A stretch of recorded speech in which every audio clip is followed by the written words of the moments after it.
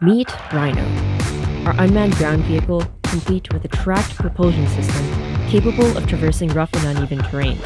It features a first-person view system with laser guidance, capable of being controlled beyond visual line of sight.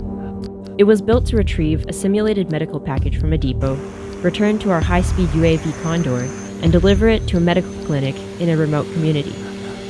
Rhino was born from a list of requirements and a vision of a world where ground and flying robots can bring help to those who need it.